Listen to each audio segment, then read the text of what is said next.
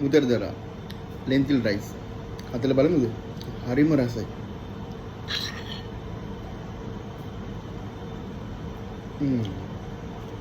නියමයි. අතල බලමු. මට මේකට අවශ්‍ය වෙනවා ලුණු ග්‍රෑම් 600ක්. 3 ස්ලයිස් වලට තමයි කපා ගන්න යන්නේ. මේක කපා ගමු.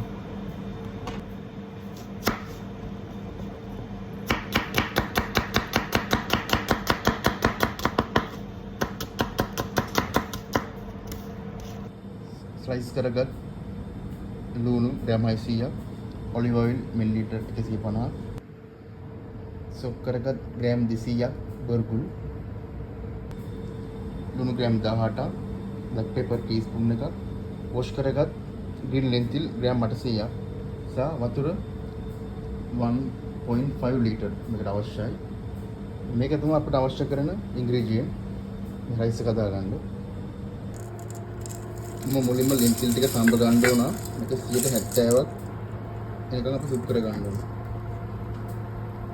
ඒක දාලා මම මුලින්ම ලෙන්තිල් ටික බොයිල් කර ගන්නවා.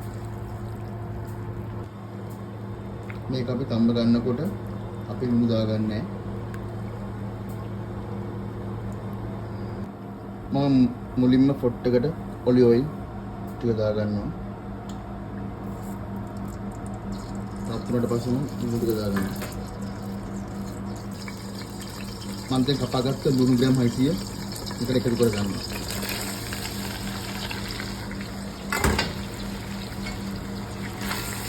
මේක හොඳට කන්නන් පාට වෙනකම් අපි හොඳට සොටේ කර ගන්නවා. හොඳට බ්‍රවුන් කලර් එක ගන්න ඕන අපිට. දැන් මේක රසය දෙන්නේ ලුණු එකේ තමයි බලන්න. ග්‍රීන් ටික හොඳට බ්‍රවුන් කලර් එක වෙනකම් සොටේ කර ගන්න ඕන.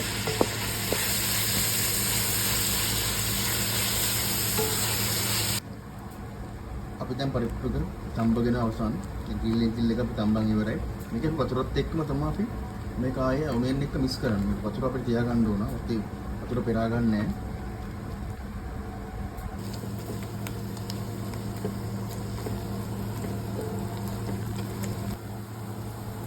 මම දැන් ලුණු ටික ලොකු වෙන පොට් එකකට දාගත්තා. ඒක වේද මදි නිසා. ඊළඟට තියෙන්නේ ලුණු ටික අපි ඇඩ් කරගන්න. මේ වගේ කලර් එකක් එකක් අපි ලුණු ටික ෆ්‍රයි කරගන්නවා. ब्राउन कलर अंबागत परेप्पु टिक बादෙන්ට දාගන්නවා කොට්ටකට දාගන්නවා දාගෙන හොඳට අපි කලවම් කරගන්න ඕන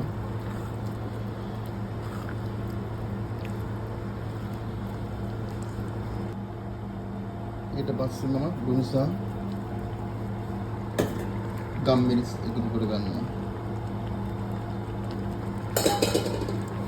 කලවම් කරනවා මේක ලුණු සහ ගම්මිරිස් විතරයි අපි එකතු කරගන්නේ වෙන කිසිම දෙයක් ජාතිකයි භාවිත කරන්නේ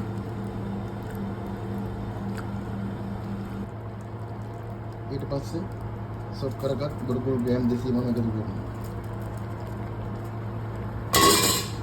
හොඳට අපි කලවම් කරගන්නවා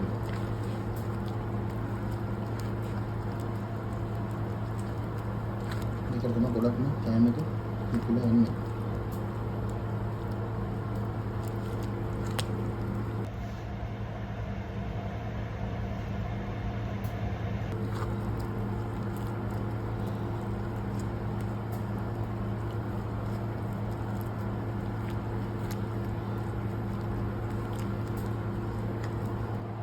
ඊට පස්සේ මම මේක වහ ගන්නවා. වහගෙන අඩු ගින්දරෙන් විනාඩි 20ක් ඊට මේක මම මේක තව විනාඩි 20ක් විතර අපි කුක් කර ගන්න ඕන. මම දැන් පොඩ්ඩක් බැලුවා ඇරලා කුක් වෙගෙන දැන් 85ක් 90ක් විතරම ඉවරයි. මේක තව පොඩ්ඩෙන් විනාඩි 5කින් විතර මම මේක ඉපෙන් බා ගන්නවා. ෆයිනලි දැන් මේක කුක් කරලා තියෙනවා. මේක තමයි අවසානයේදී හදාගත්ත රයිස් එක. මෙන්න මේ විදිහට තමයි අවසානයේදී අපි උයලා ඉවරනම. මේක තමයි අපි අවසානයේ හදාගත්ත රයිස් එක. අපි දැන් රස බලමු.